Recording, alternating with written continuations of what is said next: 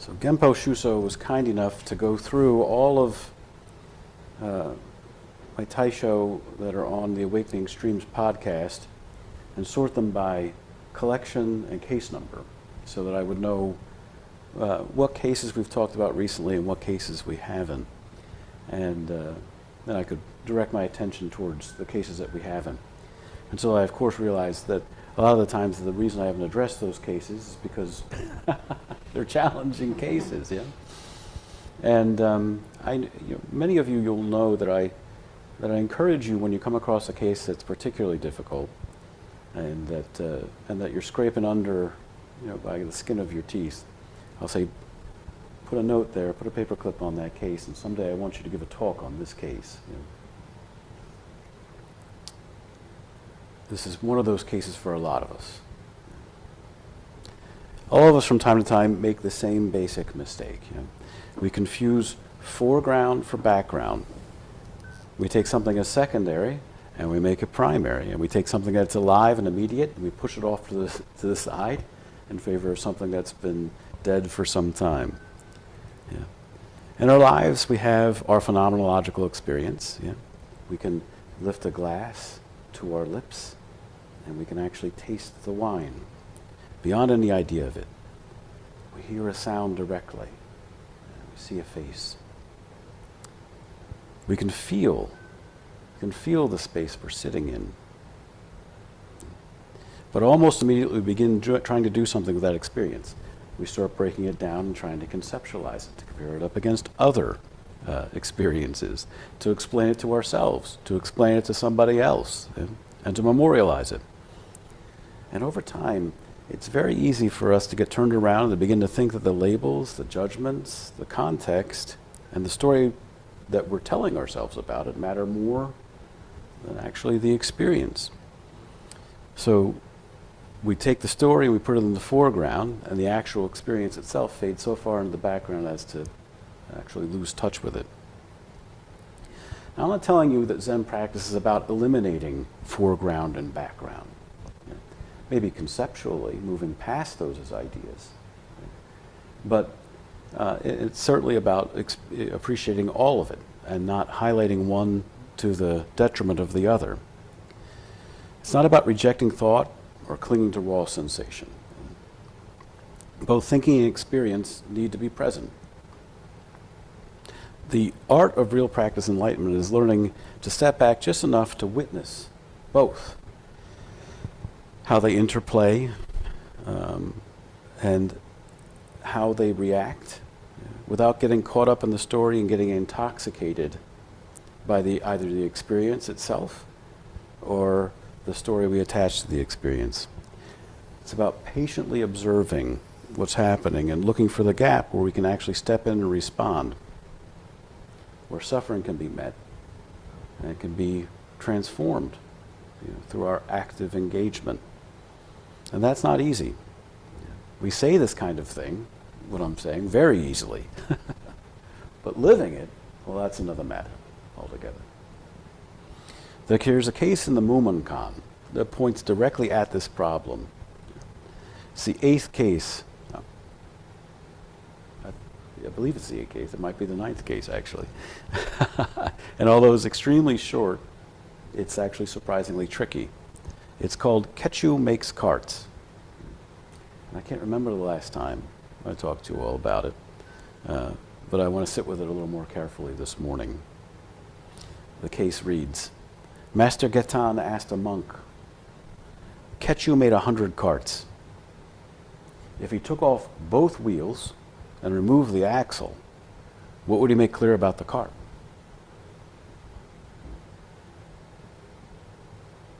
We're left somehow waiting for the other foot to land. Yeah? We don't have a response from the monk. We just have this dangling question at the end. And almost immediately, most of us are off and running. Yeah? We picture a cart in our mind's eye.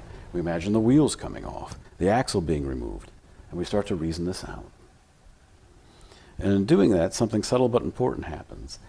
Our attention winds up shifting entirely into the realm of the discursive, into the realm of the theoretical. We've left what's actually present, and we've entered a world into mental manipulation. And that move itself is exactly what the case is pointing at. Yeah? But it's difficult to see that because we try to break it down and use the conceptual pointer to point out the conceptual break. Keichu wasn't actually just a made-up figure. He's traditionally regarded as the master craftsman of carts in early China, the inventor of the cart. Yeah? He's associated intimately with the making or refinement of carts. So there's an appeal to authority that's built into the case. You know, if you were a young Chinese lad who was encountering this barrier, you'd recognize the character, and that immediately would kind of make you sit up a little bit. We're talking about Master Gaetan. He created the cart. Yeah? A master made this. Boy, this must be very important. This case must mean something. Gaetan begins to ask, if the master removes the wheels, removes the axle, what's made clear about the cart? Because notice how strong the pull is to answer this conceptually, to arrive at some clever formulation or philosophical insight. But again, once we do that, we've overshot the mark. We've already missed it. When people come to see me in dokusan for the first time, one of the things I often do is actually pretty simple. I'll gesture to the table that's beside me and point to the bell, and I'll say, that's a bell. Yeah. And it's kind of remarkable to watch. The moment I give the explanation, I gesture, people look. The moment I say that's a bell, they look right back at me. Right? The bell disappears. The object that was present a moment ago is replaced by the idea. It becomes something they know about rather than something they're actually encountering. The bell becomes dead. What if I go further, right? What if I say, oh, that's a good bell or a bad bell? It's a loud bell or a quiet bell. Well, those judgments feel solid, particularly coming from someone who rings a lot of bells. Yeah? They feel substantial. And then we do what we always do. We take those ideas and we overlay them onto reality itself. And over time, it's not hard to mistake them for what's actually there.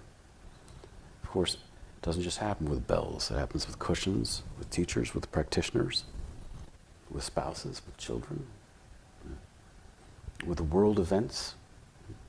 That's a good practitioner. It's a bad practitioner. That person gets it. That person never will, even on a bet. Yeah? Watch what happens in your own mind the moment those labels begin to appear. Color enters, tension enters, distance enters, and something living becomes fixed. Think about this in everyday life, yeah? Maybe you're talking with someone, enjoying their company, feeling at ease. Maybe you met them at a bar. You guys are having a couple drinks. Yeah? Not you, Owen. You stand outside and say hi to them coming in. Yeah? And maybe after you're getting to know them a little bit and you're having a good time, having a few laughs, you look over and they say, hey, by the way, I'm a Trump supporter. Whoa. For a lot of folks, that's it, right? That's over. The curtain comes down.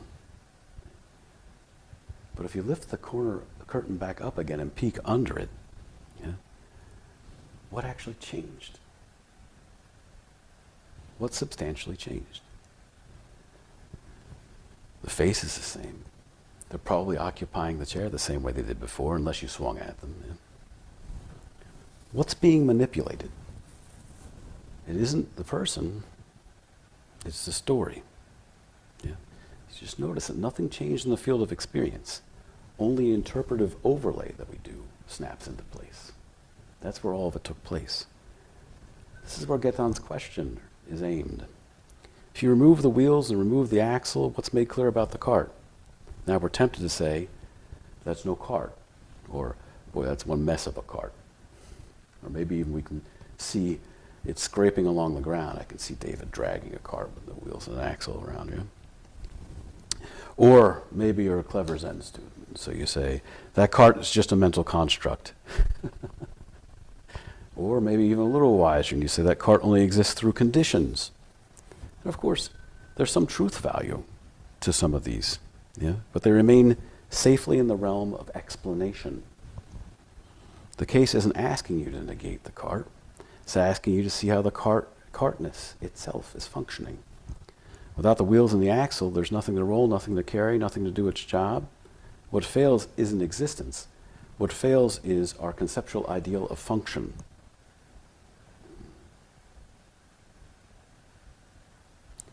This is difficult. It's meant to be difficult. There's a verse associated with the case. Where the active wheel revolves, even a master fails. It moves in 4 directions, above and below, south and north, east and west. Yeah. So we immediately now see the wheel that reaches everywhere, right? This monolithic wheel, setting up a notion about our experience. It's talking about activity. But the moment you grasp it, the moment you defy it, the moment you hold it still, you've already stopped it. If you conjure a master, then obviously there's a novice, full stop. This is where people get confused and think the solution is, well, actually you just need to be present. Just let things be what they are. That type of quiesm isn't quite it either. Yeah? Be careful, because the moment you think you've got presence, yeah, you've already put the axle back in. Presence isn't something you can possess. It isn't a stable state that you can stand on, as long as you cling to it as an idea. It has to move and it has to function. Yeah. It appears in all directions at once. It collapses all of the barriers between self and other practice in life. Mumon has a very short commentary for the case. It's a sentence, but he puts it very directly. He says, if you can realize this at once, your eye will be like a shooting star, and your spiritual activity will be like catching lightning. There's nowhere you can't tread, because all the distance and separation you thought were there were built out of your conceptual separation and ideals. When those fall away, nothing's excluded. Things function freely the way they are. Yeah. The wheel moves in the 4 directions, above, below, south, north.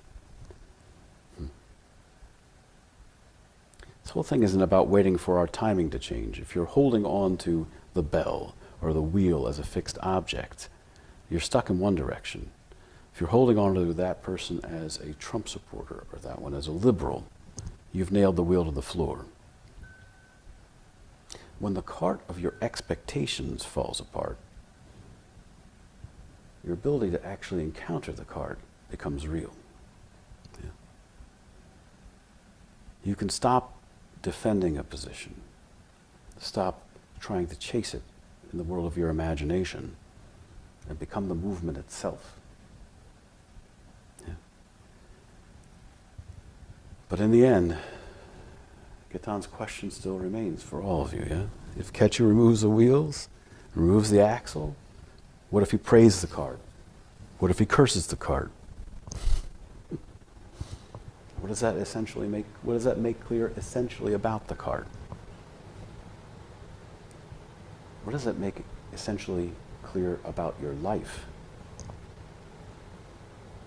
It doesn't answer the question for you. It's not meant to. Only you can do that, and you're going to have to do it. You just can't think this through with your head. That won't work. You're going to have to get your hands dirty with the reality of it. Yeah. Each of you needs to work out your salvation with your own hands. Get to work and see directly.